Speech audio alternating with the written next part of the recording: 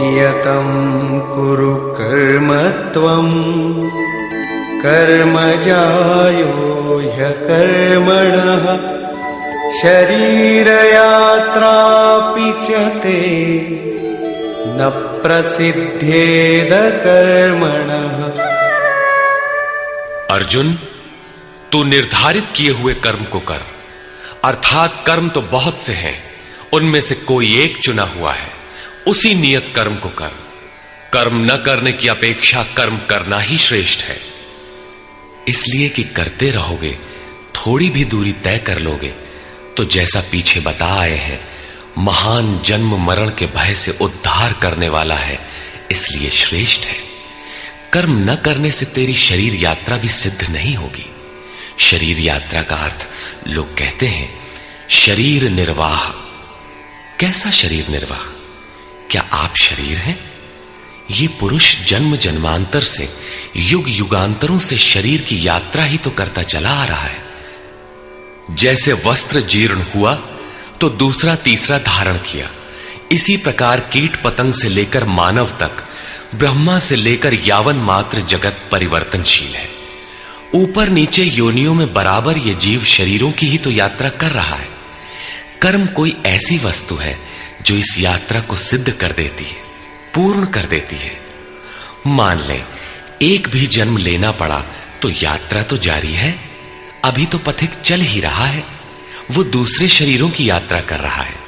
यात्रा पूर्ण तब होती है जब गंतव्य आ जाए। परमात्मा में स्थिति के अनंतर इस आत्मा को शरीरों की यात्रा नहीं करनी पड़ती, अर्थात शरीर त्याग और शरीर धारण वाला क्रम समाप्त हो जाता है। अतः कर्म कोई ऐसी वस्तु है कि इस पुरुष को पुनः शरीरों की यात्रा नहीं करनी पड़ती। मोक्ष से शुभात। अर्जुन, इस कर्म को करके तू संसार बंधन अशुभ से छूट जाएगा। कर्म कोई ऐसी वस्तु है जो संसार बंधन से मुक्ति दिलाती है। अब प्रश्न खड़ा होता है कि वो निर्धारित कर्म है क्या? इस पर कहते हैं यज्ञार्थात् कर्मणोऽन्यत्र लोकोऽयं कर्म बन्धनः तदर्थं कर्म कौन्तेय मुक्तसंग समाचर। अर्जुन, यज्ञ की प्रक्रिया ही कर्म है। वो हरकत कर्म है जिससे यज्ञ पूर्ण हो। सिद्ध है कि कर्म एक निर्धारित प्रक्रिया है। इसके अतिरिक्त जो कर्म होते हैं, क्या वे कर्म नहीं है? श्री कृष्ण कहते हैं नहीं, वे कर्म नहीं है। अन्यत्र लोकोयम कर्म बंधनः। इस यज्ञ की प्रक्रिया के अतिरिक्त दुनिया में जो कुछ भी किया जाता है, सारा जगत जिसमें रात दिन व्यस्त है, वो इसी लोक का एक बंधन है, न कि कर्म। कर्म तो मोक्ष से शुभात, अशुभ अर्थात संसार बंधन से छुटकारा दिलाने वाला है।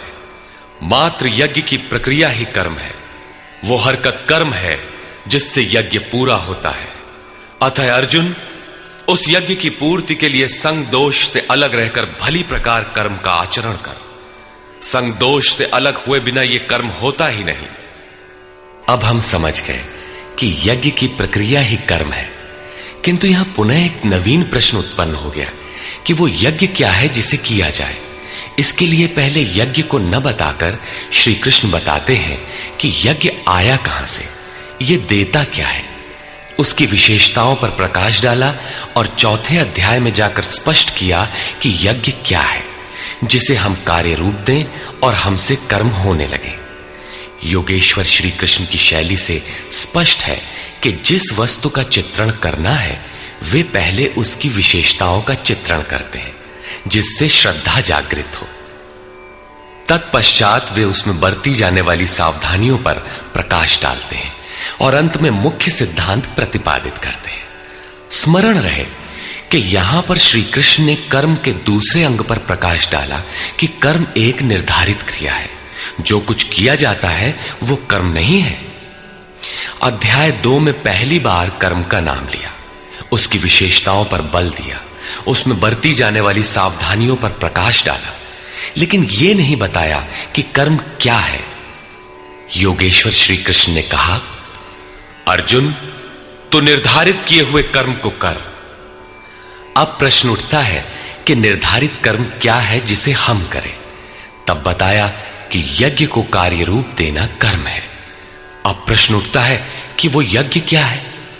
यहां यज्ञ की उत्पत्ति विशेषता बताकर शांत हो जाएंगे और आगे अध्याय 4 में यज्ञ का निखरा हुआ रूप मिलेगा, जिसे करना कर्म है। कर्म की यह परिभाषा गीता को समझने की कुंजी है। यज्ञ